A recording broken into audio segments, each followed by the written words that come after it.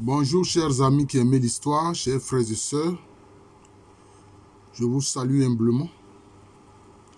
Alors nous poursuivons la série de vidéos sur le livre des morts des anciens Égyptiens. Comme je le dis souvent, pour ce livre il faut connaître les symbolismes, c'est important. Et puis quand on met les dieux, l'Énéade, etc., c'est comme si on oublie que les anciens Égyptiens, les Kamites, ils croyaient en un seul créateur, qui est Nétcher. Ce sont ces attributs-là que les égyptologues européens ont appelés des dieux. Ce sont des attributs. Ce ne sont pas des dieux. Vous voyez. C'est quand même malheureux. Parce que cela fait croire que les anciens Égyptiens étaient polythéistes, alors qu'ils ne l'étaient pas. Ils croyaient en un seul créateur, qui est Nétcher. Le reste, ce sont des attributs divins. C'est comme qui dirait aujourd'hui, quand on parle des noms les plus exaltés d'Allah dans l'islam, on va considérer ces attributs divins-là comme des divinités. Mais ça va choquer le musulman, non. Pour le musulman, le seul nom de la divinité, c'est Allah. Maintenant, il a des attributs. Rahman, Rahim, etc. pour la miséricorde, etc. Il y a par exemple Aziz, puissant. Puissant. Afou, le pardonneur, etc. Vous voyez, on ne peut pas considérer cela comme des divinités à part entière alors que ce sont des attributs de l'unique divinité. Et c'est ce qui s'est passé concernant la traduction du livre des morts des anciens Égyptiens. Évidemment, les Européens ne pouvaient pas comprendre ça automatiquement puisque eux, c'est l'influence de la Grèce. C'est l'influence de la Grèce. C'est l'influence de la civilisation gréco-romaine. Voilà. Donc, ça fait problème. Alors, donc, nous poursuivons la série de vidéos donc, sur le livre des morts des anciens Égyptiens. Nous en sommes au chapitre 144. Allègrement, nous allons vers la fin. Donc, vous voyez que du premier chapitre jusqu'à maintenant, nous avons fait des commentaires du contenu du livre des morts des anciens Égyptiens. D'ailleurs, le 16 de ce mois, 16 février 2023, j'ai un doctorant d'Ancoin qui va soutenir une thèse qui porte sur l'Égypte antique, notamment sur les dangers que l'Osiris-N, c'est-à-dire le défunt, doit affronter dans l'au-delà, etc. Bon. Je lui souhaite plein succès. Je voudrais ici aussi remercier le professeur Mohamedou Nassir Sarr, qui est égyptologue et grâce à qui on a pu mener ce travail-là à bien pour que Dacoin puisse faire cette thèse sur un pan de l'histoire de nos ancêtres kamites de l'Égypte antique. Voilà. Alors au niveau de... Donc je lui dis merci. J'ai dit merci aussi aux autres membres du jury, notamment le professeur Bamba Mamadou de l'université Alassane Ouattara de Bouaké qui va présider le jury. Je dis merci au professeur Seyi Trabi qui a été rapporteur. Le professeur Nassir Sa aussi a été rapporteur. Et puis l'examinateur, c'est le professeur Mbra Kwaku Désiré. Et c'est moi qui suis le directeur de thèse. Alors, au niveau du chapitre 144, on indique 7 portes. Il y a 7 portes. Et au niveau de ces portes-là, il y a des entités spirituelles qui sont censées empêcher l'Osiris-N, c'est-à-dire le défunt, de passer ces portes-là. C'est comme si ce sont des portes d'épreuves. Des épreuves que l'Osiris-N, le défunt, doit traverser. Et on lui dit en quoi consistent ces entités-là, quelles sont leurs capacités spirituelles. Alors, suivez avec moi. Première porte, face à l'envers, riche en forme, est le nom du préposé à la première porte. Espion est le nom de son gardien. Celui qui gronde de la voix est le nom du rapporteur qui se trouve. Donc vous voyez, on parle des entités qui sont au niveau de la première porte. Pour que l'Osiris N sache qui ils sont et comment les éviter. Celui qui a la face à l'envers. Vous voyez. Comment se positionner pour qu'il puisse pour qu'il ne puisse pas vous voir. Hein? Bon. Celui qui est gardien, c'est l'espion. Il faut que l'Osiris N fasse en sorte de ne pas être espionné par cette entité-là, spirituelle-là. Celui qui gronde de la voix est le nom du rapporteur. Est-ce qu'alors, il faut que l'Osiris N ferme, je peux dire, ses oreilles à ces grondements de voix et qu'il n'y fasse pas attention. Donc, on lui dit quels sont les dangers au niveau de la première porte. Ouais. Au niveau de la deuxième porte, qu'est-ce qu'il est dit? Celui qui tombe le torse, celui qui bombe le torse, pardon, est le nom du préposé à la deuxième porte. Celui qui fait tournoyer son visage est le nom de son gardien. Le brûleur est le nom du rapporteur qui se trouve. Donc, vous voyez qu'à chaque porte, il y a 3 entités. Il y a 3 entités auxquelles l'Osiris N doit faire face. Donc, celui qui bombe le torse, donc il a affaire à quelqu'un qui est orgueilleux. Il faut que lui puisse se montrer, l'Osiris N se montre humble. Voilà. Alors, il y a un qui fait tournoyer son visage. Comme pour donner le tournis à l'Osiris N. Il ne doit pas faire attention à cela. Et puis maintenant, le gardien, on dit, le rapporteur, hein, c'est le brûleur. Donc, c'est quelqu'un qui émet de la chaleur. Donc, l'Osiris N doit s'en prémunir. Vous voyez. Ça, c'est pour la deuxième porte. Voilà les entités qui sont à la deuxième porte. La troisième porte, c'est quoi? Celui qui mange les déjections de son anus. Parce que là, c'est comme un enfer. Ça veut dire qu'en fait, l'Osiris N doit passer l'enfer. Hein? Il doit être victorieux de l'enfer. Hein? Parce que, pour les anciens Égyptiens, l'Osiris N, s'il n'a pas à manger la nourriture correcte comme il en mangeait sur terre quand il vivait sur terre, s'il n'est pas nourri, il est obligé de manger ses déjections. Donc c'est comme si c'est une entité qui est dans l'enfer, qui mange ses propres déjections. Voilà. C'est ça. Et l'Osiris N doit proclamer que lui ne mange pas ses déjections, mais lui il mange la nourriture normale. Parce qu'il reçoit des offrandes à cet effet-là. Voilà. Et il est dit maintenant,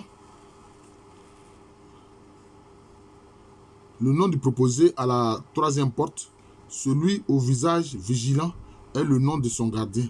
Le calomniateur est le nom du rapporteur qui se trouve. Bon. Si quelqu'un veut vous calomnier, qu'est-ce que vous devez lui opposer? Vous devez lui opposer la vérité.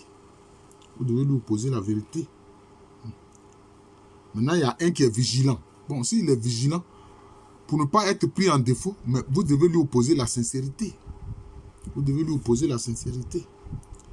Voilà. Au niveau de la quatrième porte, il est dit, celui au visage repoussant, aboyeur, est le nom du proposé. À la quatrième porte. Celui qui est vigilant par nature est le nom de son gardien.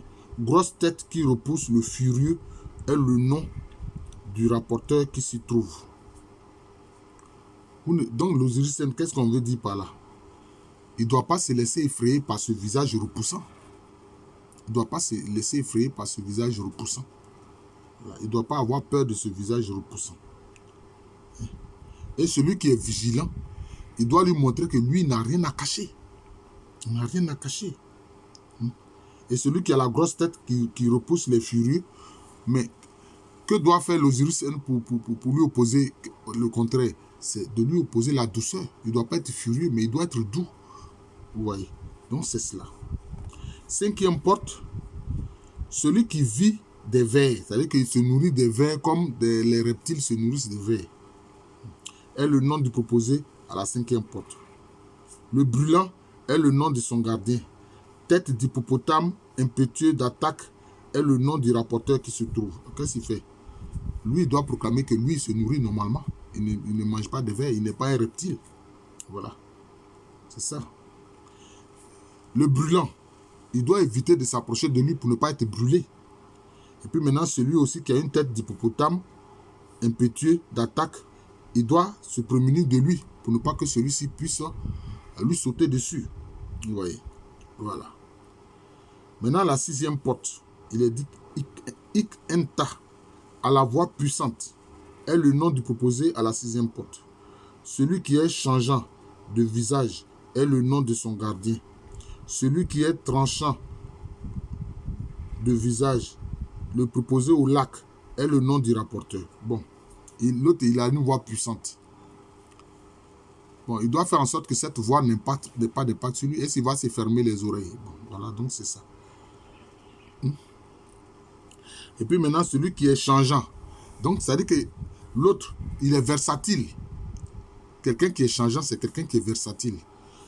À cela, qu'est-ce que l'Osiris doit lui opposer? La fidélité. La fidélité à ses convictions. La fidélité à ses idées justes. Voilà. Et puis celui qui est tranchant de visage, proposé au lac. Bon, il doit éviter, hein, n'est-ce pas, le fil de l'épée de celui-là. Oui. Maintenant, la 7e porte. Il est mis l'heure plus, tranchant est le nom du proposé à 7e porte. Celui à la voix forte est le nom du gardien. Celui qui rejette les méchants est le nom du rapporteur qui se trouve. Ah, celui qui rejette les méchants. Donc, à cela, qu'est-ce que l'Osiris doit opposer? La bonté. Il doit proclamer que lui, il a fait l'effort d'être bon, d'être généreux. Donc, vous voyez que c'est cette porte que l'Osiris doit passer. C'est comme des épreuves qu'il doit traverser. Et il doit être vainqueur de ces épreuves-là. C'est important. C'est ce qu'on voit justement au chapitre 144 du livre des morts des anciens Égyptiens. Maintenant, après, qu'est-ce qu'il est dit? Oh, c'est cette porte. Vous qui occupez les portes pour Osiris. Vous qui gardez leurs portes et vous qui faites un rapport des affaires du double pays à Osiris chaque jour. L'Osiris vous connaît et connaît vos noms. Parce que pour les anciens Égyptiens, connaître le nom de quelqu'un, c'est important parce qu'il est dit que quand on appelle quelqu'un par son nom, il répond. Et si vous appelez quelqu'un par le nom qu'il répond, cela est censé dire que vous le connaissez. C'est ce qu'il dit ça. C'est ce qui est dit ici. On dit l'Osiris vous connaît et connaît vos noms. D'ailleurs, c'est pour ça que les Juifs jusqu'à aujourd'hui, ils ne prononcent pas le nom de Dieu. Parce que prononcer le nom de Dieu, c'est comme prétendre le connaître. Donc vous voyez que cette attitude des Juifs, ça vient de l'Égypte antique, puisque les Hébreux ont séjourné pendant des siècles en Égypte antique. Vous voyez. Donc c'est ça. Et c'est pour ça que les Juifs, ils ne disent pas le nom de Dieu. Ils ne veulent pas dire Yod, He, Vav, He, c'est-à-dire le tétragramme ou le Yahvé. Ils préfèrent dire Hachem, c'est-à-dire le nom. C'est tout. Vous voyez. Donc on voit un peu ça ici. L'Osiris connaît le nom de tous ses gardiens, en fait, qui sont au service d'Osiris, l'homme parfait, l'homme juste, qui juge les âmes. En fait, ce sont des épreuves qui doivent passer. Parce que tout cela, les gardiens de ces portes-là travaillent pour l'Osiris. Et l'Osiris doit dire qu'il les connaît et trouver le moyen de les éviter. Voilà. L'Osiris est quelqu'un qui a été mis au monde dans Rosetaou.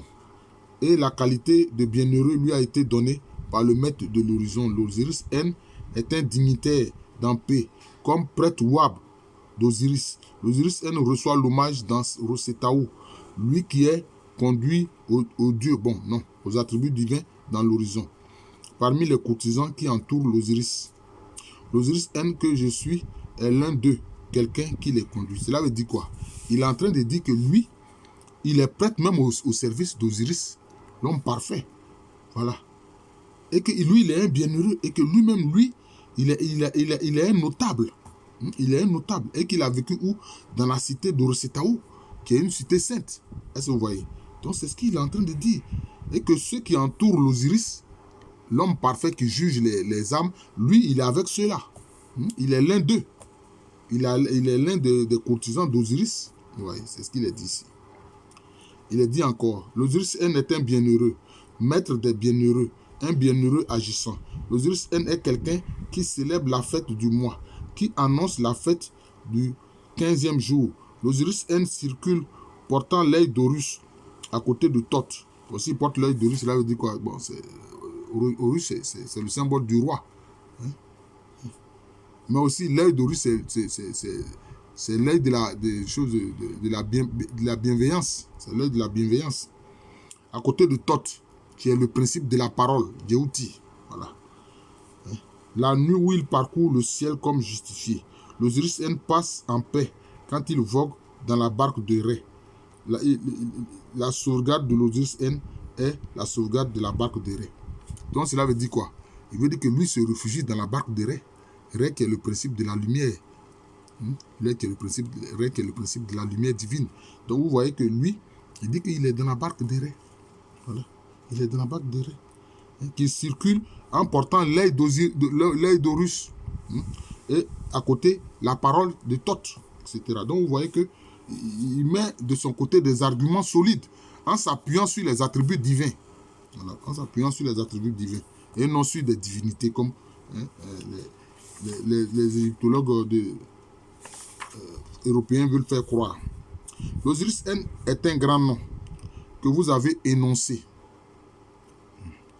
Plus grand que le vôtre sur le chemin de Mahat. L'abomination de l'Osiris N est la destruction. La sauvegarde de l'Osiris N est la sauvegarde d'Horus, le fils aîné de Ré, celui que son cœur a créé.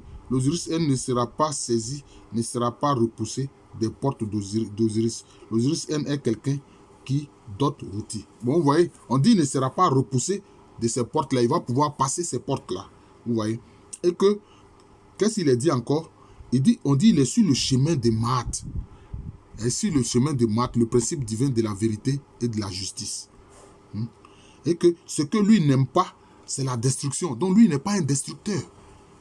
Il est contre la destruction. Et puis sa sauvegarde, c'est la sauvegarde d'Horus. Parce que Horus est le fils de l'Osiris parfait qui juge les âmes des défunts. Or, Horus est le fils de l'Osiris. Et lui, il a défendu son père en combattant Seth, le principe du mal, l'homme mauvais. Voilà, l'homme mauvais, l'homme déchu. C'est ça, Seth. Seth, c'est l'homme déchu. Et on dit que Horus l'a combattu et que lui, on dit que maintenant l'Osiris N, sa sauvegarde, c'est la sauvegarde d'Horus. Donc, vous voyez, il se réfugie dans la victoire d'Horus. Vous voyez. Voilà. Elle a dit encore quoi? Que l'Osiris N est pur dans la suite d'Osiris, chef des Occidentaux. Au cours de chaque jour, des chants sont dans la campagne des félicités parmi les initiés, parmi ceux qui préparent les aliments pour l'Osiris. Vous voyez, pour l'Osiris N. Voilà, parce que donc il reçoit à manger. Donc lui n'a pas besoin de manger ses excréments, comme on l'a vu concernant un des gardiens, n'est-ce pas, des portes, notamment la troisième porte où on a celui qui mange les déjections de son anus. Vous voyez, donc c'est cela. Alors on dit, l'Osiris N est auprès de Thoth, qui parle au nom des attributs divins. C'est l'attribut divin de la parole. Parmi ceux qui préparent les offrandes alimentaires, Anubis a ordonné à ceux qui sont parmi les offrandes que les offrandes de N soient en sa possession sans que cela puisse lui être enlevé par ceux qui s'occupent du butin. Vous voyez? Donc vous voyez quoi? Vous voyez? On dit, il a la faveur d'Anubis, c'est-à-dire Inépu. Inépu, qui est celui qui accompagne les défunts. En fait, c'est l'attribut divin qui accompagne les défunts. Mais on le représente avec une tête de canidé, une tête de chacal ou de chien. Alors, certains égyptologues européens ont dit le dieu des choses, le dieu chacal ou le dieu chien. Non. Anubis, c'est le principe divin, pour ne pas dire l'attribut divin de la fidélité. C'est pour ça qu'on dit fidèle comme un chien. Parce que le premier animal que l'homme a apprivoisé, c'est le loup et en a fait un chien. Elle a fait un compagnon de vie. Vous voyez, donc c'est cela. L'Osiris N reçoit à manger. Il a la faveur d'Inépu, le principe de la fidélité qui a ordonné qu'on lui donne à manger. Qu'il est à sa disposition à manger la nourriture normale. Non pas manger les excréments. Voilà, les hommes mauvais, là, ceux qui commettent des crimes sur terre, là, qui se prennent pour des hommes supérieurs, là. Voilà, nos ancêtres leur disent qu'ils vont manger les excréments. Comme à cause des biens matériels, ils commettent des crimes sur terre, ils vont manger les excréments, ils vont boire les déjections et manger les déjections. C'est de ça qu'il s'agit. L'Osiris N est venu comme Horus, du fin fond de l'horizon du ciel. L'Osiris N annonce Ré aux portes de l'horizon. Et les dieux, voilà, ils ont mis les dieux. Et les attributs jubilent, les attributs divins jubilent alors en venant à la rencontre de l'Osiris N. Car un parfum de Dieu, d'attributs divins, est attaché à l'Osiris N. De sorte que le ténébreux ne pourra pas l'atteindre. Et ceux qui gardent leurs portes ne pourront pas toucher à lui. L'Osiris N est celui au visage mystérieux à l'intérieur du grand château, le supérieur du sanctuaire de l'attribut divin qu'atteint l'Osiris N après la purification d'Hathor. Vous voyez. Donc, vous voyez. Donc, Hathor, c'est un peu un attribut divin féminin. Voilà. Qui purifie. Hein? Donc, lui, il est purifié. Hein? Il est purifié par Hathor. Vous voyez. Et puis, qu'est-ce qui se passe? Bon, il dégage un doux parfum. Il dégage un doux parfum. C'est quoi? C'est le parfum de la sainteté qui est attaché à lui l'Osiris N. Donc, vous voyez que le principe du parfum, hein, qu'on appelle quoi? L'odeur de sainteté. C'est ce qu'on voit avec l'odeur de sainteté. Hein, qui est un des critères pour être déclaré saint. D'ailleurs, dans l'église orthodoxe, c'est un principe fondamental. Il faut que pour être déclaré saint, il faut que tu aies l'odeur de sainteté. C'est très important, il faut que tu aies l'odeur de sainteté. C'est ce qui est dit ici, vous voyez. Et on dit quoi? Lui, il annonce Ré. Donc, vous voyez que donc il fait le panégyrique de Ré. Il glorifie Ré. Hein?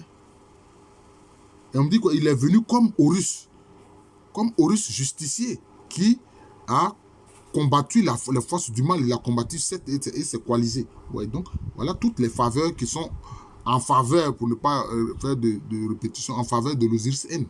Voilà. Pour qu'il puisse passer tranquillement ses portes sans problème. Voilà. L'Osiris N est quelqu'un qui crée les multitudes, qui fait s'élever Maat pour Ré, et qui repousse la puissance d'Apophis. Vous voyez, l'Apophis qui est un dragon, un serpent géant, qui fait partie du principe du mal. Vous voyez. L'Osiris N est quelqu'un qui ouvre le firmament, qui chasse la tempête et qui fait vivre l'équipage de Ré. L'Osiris N a fait monter les offrandes là où elles doivent être. L'Osiris N a fait que la barque ait une bonne marche, que le chemin soit donc dégagé pour l'Osiris N afin qu'il passe. Voilà. Donc on dit tous les bienfaits qu'il a fait. Voilà. On dit qu'il est pour la multitude. C'est-à-dire quoi? Il est pour la perpétuation de la vie. Voilà. Aujourd'hui, les gens veulent faire du malthusianisme, réduire la population. Non. Lui, il est pour que la vie foisonne. Il est pour que la vie foisonne. Vous voyez? Il est pour que la vie foisonne, pour qu'il y ait une multiplicité de vies. Vous voyez? Et donc, c'est cela. Et il chasse la tempête pour que la barque de Ré puisse voguer sans problème. Voilà, c'est ça. Donc, il est dit alors que le chemin soit dégagé pour l'Osiris N, afin qu'il puisse passer cette porte-là sans problème, pour atteindre la béatitude, pour qu'il soit parmi les bienheureux. La tête de l'Osiris N est celle du grand, et son arrière-corps est celui des deux couronnes. L'Osiris N est un maître de puissance. Bon, donc, il a les deux couronnes, c'est-à-dire que c'est comme si l'Osiris N est Nissout. C'est-à-dire ce qu'on appelle ordinairement Pharaon. C'est-à-dire qu'il est roi. Voilà, donc c'est ça. L'Osiris N est quelqu'un qui se réjouit dans l'horizon. Oh, c'est un peu long quand même. Hein. Bon, on va faire l'effort de terminer quand même. Nous en sommes à déjà 28 minutes. L'Osiris N est joyeux à vous renverser ailleurs, dégager le chemin pour votre maître Osiris. C'est-à-dire l'Osiris qui juge les défunts. On a vu ici, il combat Apophis, l'un des principes du mal. Parole a dit sur le dessin qui est dans les écrits rituels tracés en blanc et sur l'assemblée divine de la barque de Ré. Il leur est offert des offrandes et de l'encens devant eux. Bon, l'encens, c'est offert de la divinité. Cela revient à faire vivre le bienheureux et faire qu'il soit puissant parmi ses attributs divins. Chaque fois qu'ils mettent Dieu, je remplace ça par attribut divin. Et ainsi, il ne sera pas repoussé, il ne sera pas écarté des portes de la droite, des porches de la droite.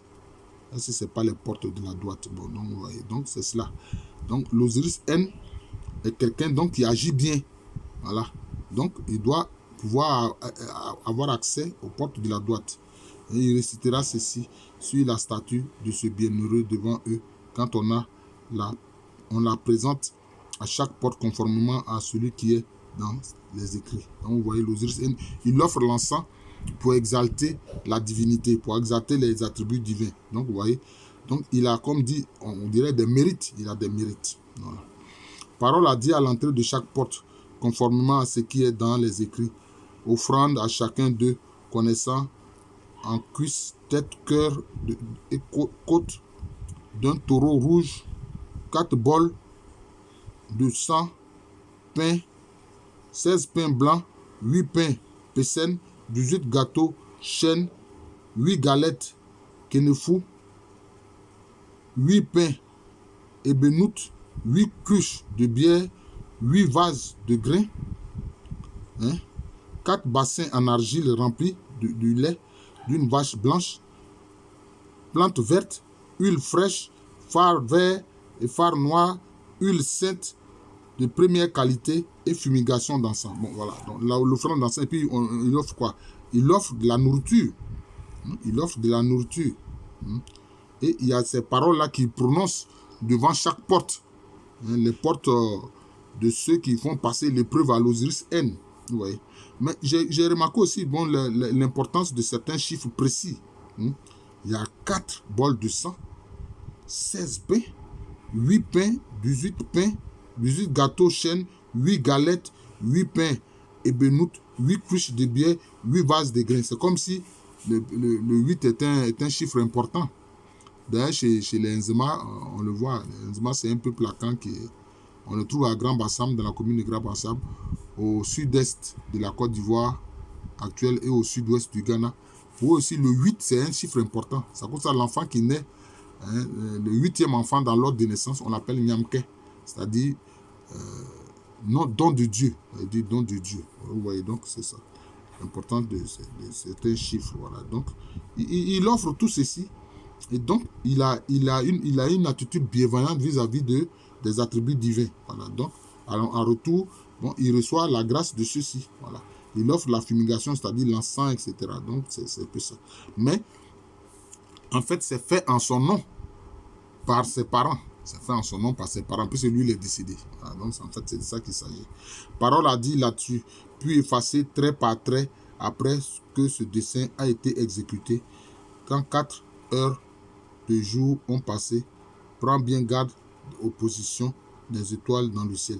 Bon, ces dessins-là, c'est pourquoi? Ce sont des supports visuels. Ce sont des supports visuels.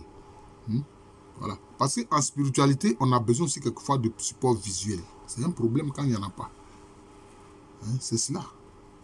Bon, c'est cela. Même dans les religions qui se disent iconoclastes, mais par exemple dans l'islam, on voit, il y a des versets du Coran qui sont rédigés pour que les gens, à partir de ça, s'imprègnent. Vous voyez, c'est comme ça. Bon, dans le christianisme catholique et orthodoxe, il y a les icônes, il y a les icônes, il y a la croix, il y a le crucifix, etc. Il y a des images de la Vierge, etc. Ça peut pouvoir se concentrer. Voilà, donc, c'est ici aussi, c'est ce qu'on voit avec nos ancêtres kémites, les anciens égyptiens. Donc, quelquefois, ils font des dessins, des représentations. Voilà, c'est comme ça. Parole a dit là-dessus, puis effacé trait par trait après que ce dessin a été exécuté. Bon, après, on efface. Quand 4 heures, etc., on dit même le jour, on dit l'heure à laquelle cela doit être fait, etc. Et on dit de prendre garde aux positions des étoiles dans le ciel. Donc, il faut ça aussi par rapport aux positions des étoiles dans le ciel. Donc, ils tiennent compte des données cosmiques. Ils tiennent compte des données cosmiques pour faire ces rites-là. Voilà. Lis le livre en faisant en sorte qu'aucun homme ne te voie. Cela revient à étendre la marche du bienheureux au ciel et sur terre et dans l'empire des morts, puisque cela est plus utile au bienheureux que tout ce qui pourrait être fait pour lui. Pourquoi est-ce qu'on dit de faire ça loin des regards des autres? Parce qu'il peut avoir le mauvais œil. Au moment où on fait le rituel, quelqu'un qui est contre l'Osiris, contre le défunt, peut dire des paroles qui contredisent le but qu'on veut atteindre, c'est-à-dire faire en sorte que l'Osiris soit bienheureux. Hein? Voilà, soit parmi les bienheureux. Voilà. Et qu'il ait la faveur notamment d'Osiris qui juge dans la salle des deux maths. Donc, comme on dit, cela revient à étendre la marche du bienheureux au ciel, etc. C'est la substance assurée pour lui depuis ce jour-là. Cela a été véritablement efficace des millions de fois. Donc voilà, on dit ce rite-là, ce rituel, quand c'est fait, c'est efficace. Voilà. Ben, je vous remercie. Oh, j'en suis, je crois, maintenant à 30 minutes, ça fait beaucoup. Je suis le professeur Alou Kwame René, professeur titulaire d'histoire à l'université Félix Houphouët-Boigny, université qui est à Abidjan, c'est à Cocody.